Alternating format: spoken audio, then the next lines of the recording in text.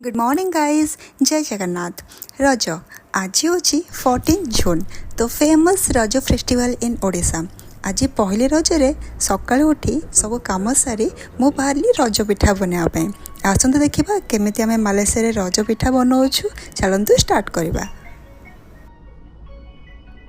First आम कड़ाई को गरम करी किसी पीनट को ड्राई रोस्ट करदबा।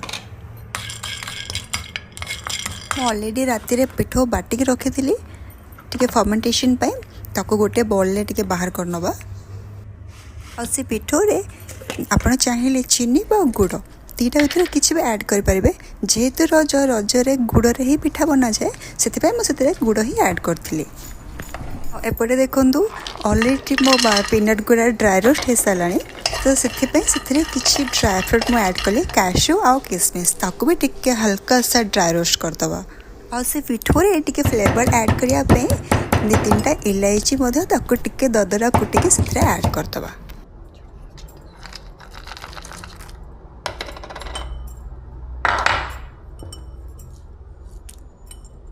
ये सब जिनस को भलसे मिक्स करदबा। टिके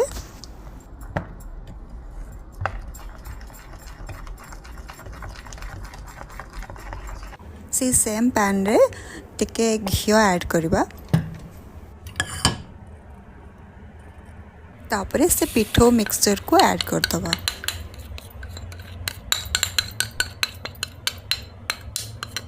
और से पिठो को टिके भलसे सेट करदबा। और टिके फैंसी देखापे मुता ऊपर किछिटा किसमिस ऐड करुछि। देन से किछि funnel seeds and white sesame seeds माने धला खसा सेटा भी टिके ऐड करवा।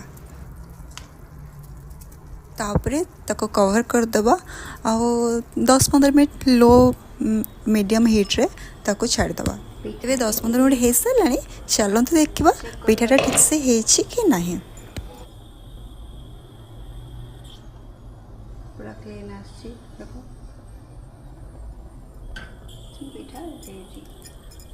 पिठा मोर पूरा रेडी हो गला परफेक्टली है। चलते ताको काटिके आगे ठाकुर को भोग लगेबा।